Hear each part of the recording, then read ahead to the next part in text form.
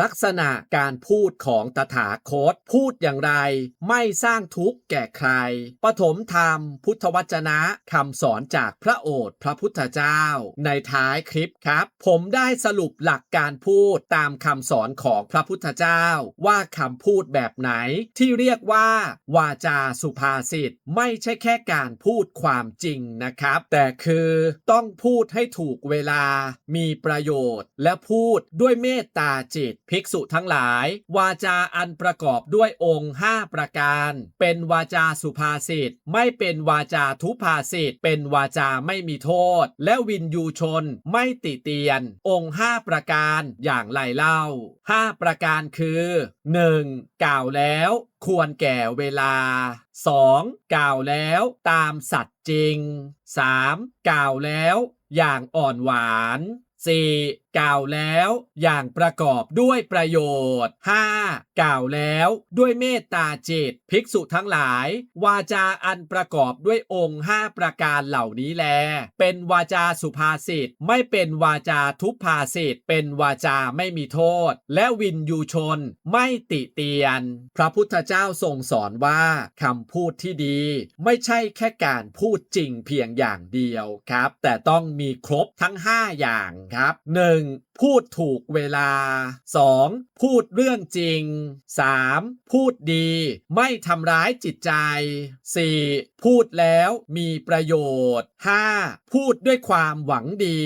เปรียบเหมือนเวลาเราจะเตือนใครสักคนครับถ้าพูดตอนเขากำลังอารมณ์ร้อนพูดแรงๆหรือพูดเพื่อจะเอาชนะถึงจะเป็นความจริงแต่เขาก็ไม่อยากฟังนะครับแต่ถ้าพูดดีพูดถูกเวลาและพูดด้วยความหวังดี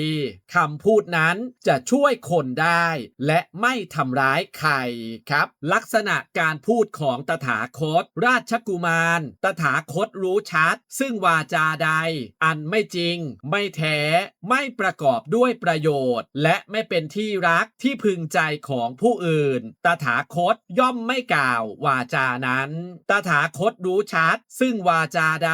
อันจริงอันแท้แต่ไม่ประกอบด้วยประโยชน์และไม่เป็นที่รักที่พึงใจของผู้อื่นตถาคตย่อมไม่กล่าววาจานั้นตถาคตรู้ชัดซึ่งวาจาใด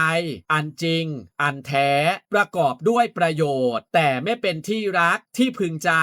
ของผู้อื่นตถาคตย่อมเลือกให้เหมาะการเพื่อกล่าววาจานั้นตถาคตรู้ชัดซึ่งวาจาใดอันไม่จริงไม่แท้ไม่ประกอบด้วยประโยชน์แต่เป็นที่รักที่พึงใจของผู้อื่นตถาคตย่อมไม่กล่าววาจานั้นตถาคตรู้ชัดซึ่งวาจาใดอันจริงอันแท้แต่ไม่ประกอบด้วยประโยชน์แต่ก็เป็นที่รักที่พึงใจของผู้อื่นตถาคตย่อมไม่กล่าววาจานั้นตถาคตรู้ชัดซึ่งวาจาใด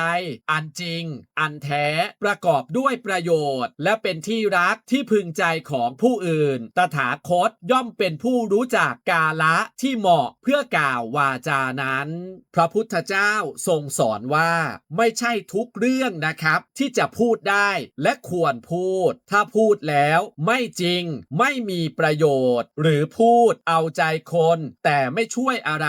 พระองค์ก็จะไม่พูดแต่ถ้าเป็นเรื่องจริงและมีประโยชน์ถึงอีกฝ่ายจะไม่ชอบฟังพระองค์ก็จะเลือกเวลาที่เหมาะสมแล้วค่อยพูดครับสรุปง่ายๆคือพระพุทธเจ้าไม่ได้พูดเพื่อเอาชนะหรือเอาใจคนครับแต่พูดเพื่อให้เกิดประโยชน์จริงๆก่อนพูดอะไร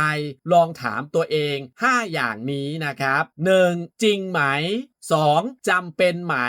3. มีประโยชน์ไหม 4. พูดดีไหม 5. ตอนนี้ควรพูดไหมถ้ามีครบทั้ง5ข้อคำพูดนั้นมักจะไม่ทำร้ายใครครับหลายครั้งนะครับที่ชีวิตคนเราพังไม่ใช่เพราะการกระทำที่ใหญ่โต